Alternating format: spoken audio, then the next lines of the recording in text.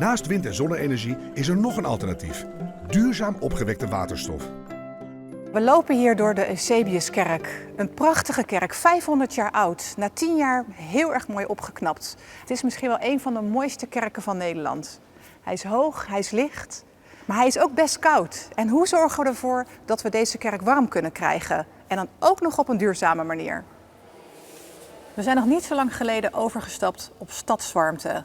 En dat voel je in de vloer. Een hele comfortabele vloerverwarming. En dat geeft een hele aangename basis. En is hartstikke duurzaam.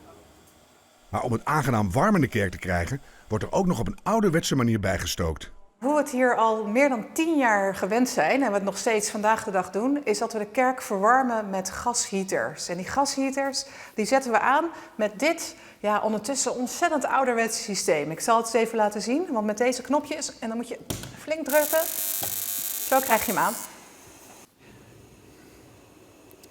Wat we dus nu gaan doen, is de transitie maken van gasbranders die op aardgas werken naar gasbranders die op waterstofgas werken.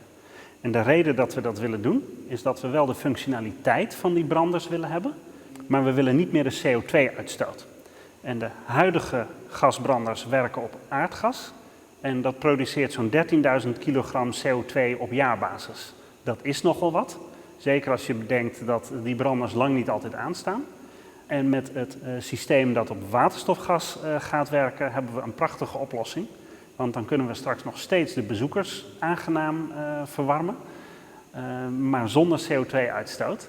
En we kunnen goed kijken naar wat heeft de kerk als gebouw nu nodig. En een van de dingen die er heel belangrijk bij is dat we dus de luchtvochtigheid blijven managen. Ja. Want je wil niet dat het te droog wordt in de kerk, want dan droogt je hout in, dan kan je dak zelfs instorten. En je wil ook niet dat het te vochtig wordt. Want anders krijg je bijvoorbeeld schimmel. Dat is ook niet de bedoeling. De kerk verwarmen door energie op te wekken met zonnepanelen is helaas niet mogelijk. Omdat je aan de ene kant 3 keer zoveel panelen zou moeten ophangen in een monumentaal kerkgebouw zoals dit. En daarmee doe je echt afbreuk aan het monumentale karakter van het pand.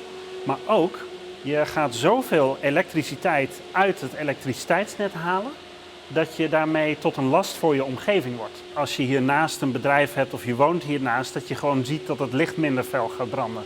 Daar heb je gewoon echt last van. Deze wereld gaat door een energietransitie en wij willen mee. Maar we willen ook voorbeeldfunctie hebben. Dat je in staat bent om als 500 jaar gebouw, zo groot, in staat bent om dit gebouw duurzaam te verwarmen. Als dat lukt, dan kan iedereen het. Voordelen van duurzaam opgewekte waterstof. Het is een prima alternatief voor aardgas.